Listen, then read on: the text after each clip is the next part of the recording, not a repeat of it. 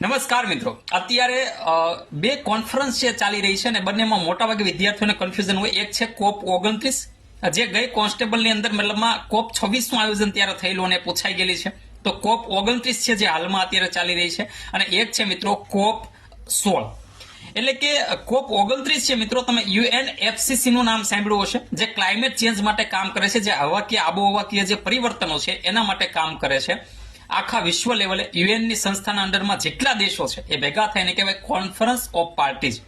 તો એ conference of પાર્ટીઝની 29મી meeting છે અને એ મીટિંગ છે મિત્રો, એનું આયોજન બાકુ અઝરબૈજાનની અંદર છે.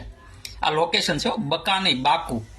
ત્યારબાદ કોપ 16 ઈ શેના માટે છે? તો મિત્રો એ બાયોડાયવર્સિટી માટે છે, એટલે કે જૈવ વિવિધતા માટે છે અને એનું આયોજન છે મિત્રો એ કોલંબિયાની અંદર અત્યારે ચાલુ છે. તો મિત્રો યાદ રાખીશું કે આ બંને મીટિંગ છે એ અલગ અલગ માટે છે, જેને કોન્ફરન્સ ઓફ પાર્ટીઝ કહેવાય છે. જે દેશો છે જે સંગઠનની અંદર જોડાયેલા એ દેશો ભેગા થાય અને 29મા નંબરની પાર્ટી કરે છે. તમારે મને કોમેન્ટ આપવાની છે. આના જોડકા પણ પરીક્ષાની અંદર પૂછાઈ ગયેલા છે.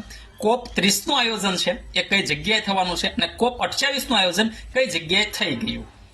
ઓકે, તો આવા કન્ફ્યુઝિંગ મુદ્દા કરંટ અફેર સાથે જીકે માટે આપણા વેબકૂફનું જે પેજ છે એને વિદ્યાર્થીઓમાં શેર કરો અને ફોલો કરો. Thank you.